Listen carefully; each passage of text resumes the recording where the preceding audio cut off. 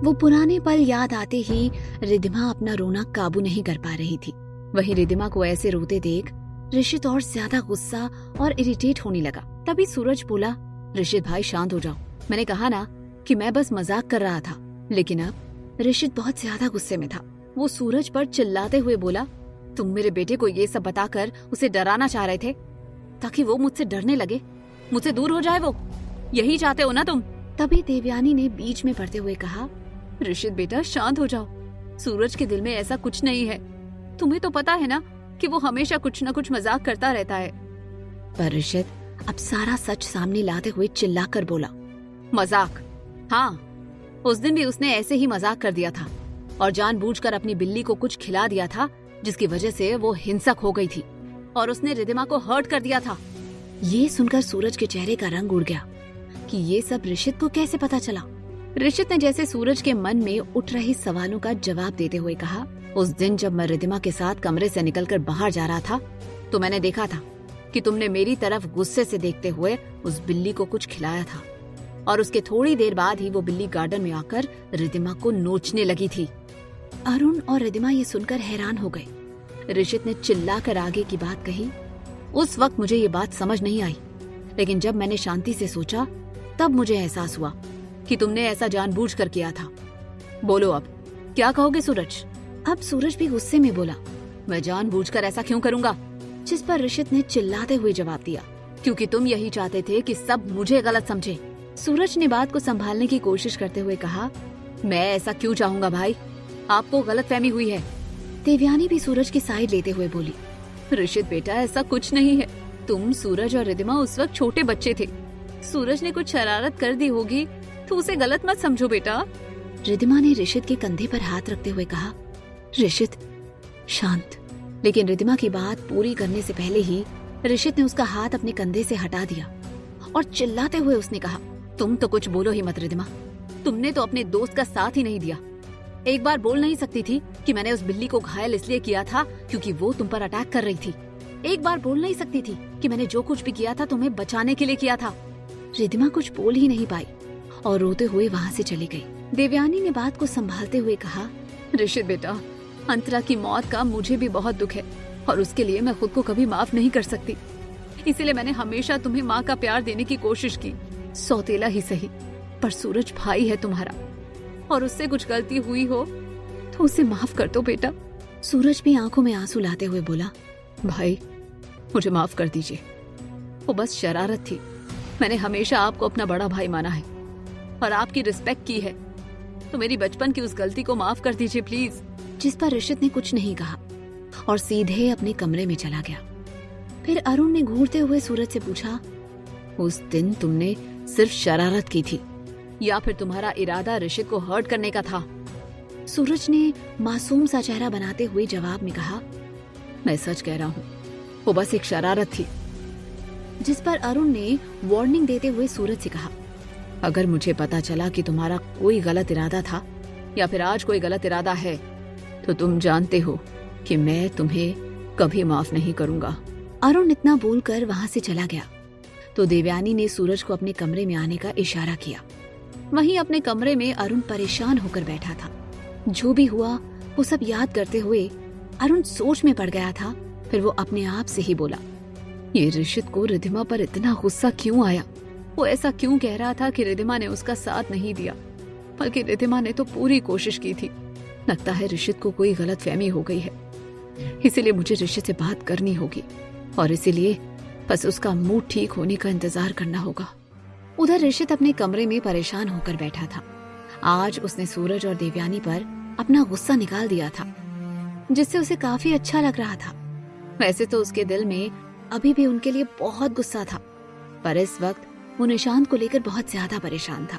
ऋषित ने दिल ही दिल में सोचते हुए खुद से ही कहा, कहीं निशांत मुझसे नाराज तो नहीं हो गया होगा ना?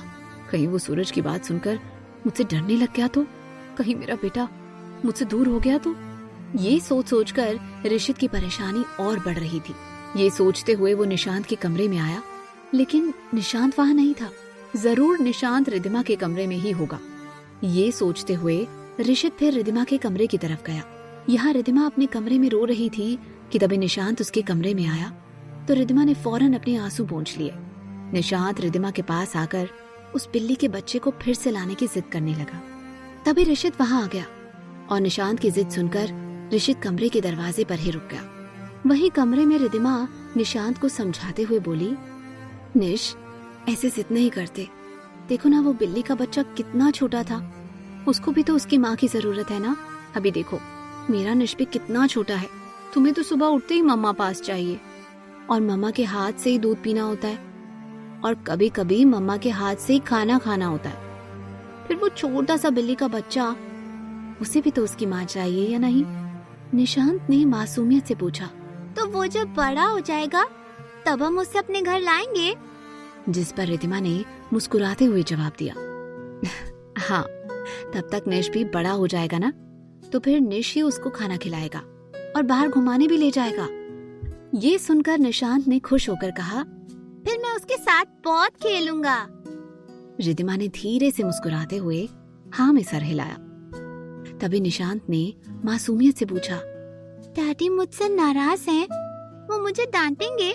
ये सुनकर रिद्धिमा सीरियस हो गई और दरवाजे पर खड़ा ऋषित टेंशन में आ गया। फिर रिद्धिमा ने निशांत को समझाते हुए कहा, अरे नहीं, वो सूरज अंकल तो बस मजाक कर रहे थे और तुम्हारे डैडी ने आज तक तुम पे कभी गुस्सा किया है? निशांत ने अपनी मीठी आवाज में कहा, नहीं, डैडी तो कभी गुस्सा नहीं करते। आप कभी कभी गुस्सा करते हो और मुझे डांटते हो, पर डैडी तो कभी गुस्सा नहीं करते, कभी मुझे नहीं डांटते। मेरे डैडी तो बेस्ट हैं। रिद्धिमा ने मुस्कुराकर कहा, फिर वो आज भी निश पर गुस्सा नहीं करेंगे। चलो, अब सोना नहीं है? निशांत ने कहा, मैं डैडी के पास जा रहा हूँ, उनको गुड नाइट बोलने। ये सुनकर ऋषित के चेहरे पर मुस्कान आ गई और वो फौरन अपने कमरे में चला गया। कुछ ही पलों में निशांत ऋषित के कमरे में आकर बोला, गुड नाइट डैडी। ऋषित ने प्यार से निशांत से पूछा, तुम मेरे कमरे में रुकोगे आज? ये सुनकर निशांत फौरन ऋषित के बेड पर लेट गया। तो ऋषित ने निशांत के बाल सहलाए और थोड़ी ही देर में वो सो गया। रिद्धिमा निशांत के लिए वहां आई तो उसने देखा कि निशांत तो ऋषित के पास सो गया था। फिर बिना उन दोनों को डिस्टर्ब किए रिद्धिमा वहां से अपने कमरे में चली गई। रिद्धिमा सोने की कोशिश करने लगी, लेकिन जो भी हुआ वो सब रिद्धिमा अपने दिमाग से नहीं निकाल पा रही थी। तो खुद से ही सोचते हुए रिद्धिमा बोली, क्या सूरज ने सच में शरारत के लिए उस बिल्ली को कुछ खिलाया था और उस बिल्ली ने मुझ पर अटैक कर दिया था, या फिर सूरज झूठ बोल रहा है? रिद्धिमा इस पर सोचते हुए ही सो गई। अगले दिन रविवार था तो रिद्धिमा भी लेट उठी और जैसे ही वो तैयार होकर लिविंग रूम में आई तो उसने देखा कि सुधा, मिहिर, सुहास सभी वहां आए हुए थे और उन्हें देखकर वो हैरान हो गई। इससे पहले रिद्धिमा उनसे कुछ पूछती, सबने एक साथ कहा, हैप्पी बर्थडे। रिद्धिमा के चेहरे पर बड़ी सी स्माइल आ गई और सुहास ने रिद्धिमा को गले लगाकर उसे ढेर सारी बधाइयां दी। सुधा ने भी उसे गले लगाकर ढेर सारा आशीर्वाद दिया। मिहिर ने भी उसे गले लगाकर विश किया। तो रिद्धिमा ने हैरानी से उसे कहा, थैंक्स मिहिर, तुम दिल्ली से कब आए? मिहिर ने मुस्कुराते हुए कहा, सरप्राइज मैडम, आपके लिए इतना करना तो बनता है। जिस पर रिद्धिमा मुस्कुराते हुए बोली, थैंक यू, वरना मैं तो भूल ही गई थी कि मेरा बर्थडे है। इतना सब हो रहा है लाइफ में कि मुझे ध्यान ही नहीं रहा। मिहिर आंखें सिकुड़ते हुए बोला, अरे मैडम, इतना क्यों टेंशन लेती हो कि खुद का बर्थडे भूल जाओ? अरे टेंशन को गोली मारो, मैं आ गया हूं ना अब, तो रिलैक्स। रिद्धिमा ने मुस्कुराकर अविश्वास में सर हिलाया। मिहिर उसका ऐसा दोस्त था जो किसी भी सिचुएशन में उसके चेहरे पर मुस्कान ला सकता था। तभी मिहिर ने रिद्धिमा के सामने केक रख दिया। रिद्धिमा ने केक कट किया और निशांत, मिहिर सभी को खिलाया। सभी वहां मौजूद थे, बस ऋषित नहीं था। ऋषित तीसरी मंजिल से अपने कमरे के सामने खड़े होकर ये सब देख रहा था। निशांत तो केक खाने में बिजी हो गया था कि तभी मिहिर ने एक्साइटेड होकर कहा, यार पार्टी तो बनती है, तो आज पार्टी करेंगे? निशांत मिहिर से भी ज्यादा एक्साइटेड होकर बोला, पार्टी में इससे बड़ा केक होगा? जिस पर अरुण ने कहा, हाँ बिल्कुल, हम तुम्हारी माँ के लिए बहुत बड़ी पार्टी रखेंगे। ये सुनकर रिद्धिमा मुस्कुराई कि तभी उसकी नजर ऋषित पर पड़ी और उसके चेहरे की मुस्कुराहट थम सी गई। अरुण ने सभी सर्वेंट को पार्टी की तैयारियां करने के ऑर्डर दिए और फिर चिराग को बुलवाकर उसे सब अरेंजमेंट करने को कहा। फिर सुहास, सुधा, मिहिर वहां से चले गए और निशांत खेलने में बिजी हो गया। ऋषित ऑफिस जाने के लिए निकला तो सर्वेंट ने उसे रोकते हुए कहा, अब ऋषित सर, आपको अरुण सर ने स्टडी रूम में बुलाया है। जनरली कोई ऑफिस से रिलेटेड बात हो तभी अरुण और ऋषित स्टडी रूम में बात किया करते थे। ऋषित ने सोचा शायद बिजनेस से रिलेटेड ही कुछ होगा, तो ऋषित फौरन स्टडी रूम में चला गया।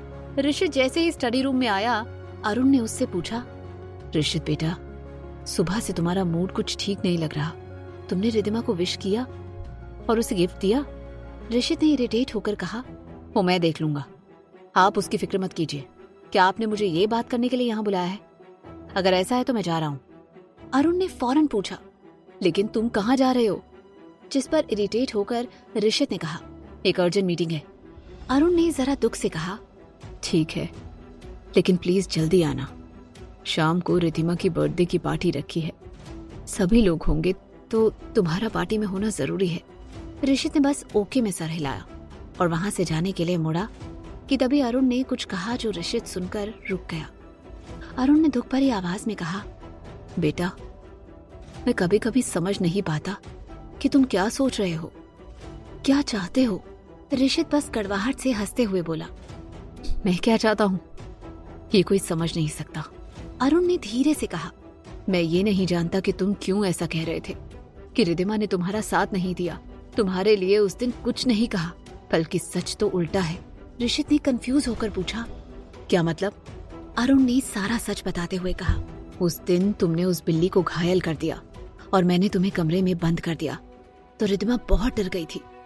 ये बात किसी को पता न चले, इसलिए मैंने उससे वादा लिया कि वो ये बात किसी को न बताए। रिद्धिमा ने मुझसे वादा किया कि वो किसी को नहीं बताएगी, लेकिन वो बार बार ये कहती रही कि गलती तुम्हारी नहीं थी।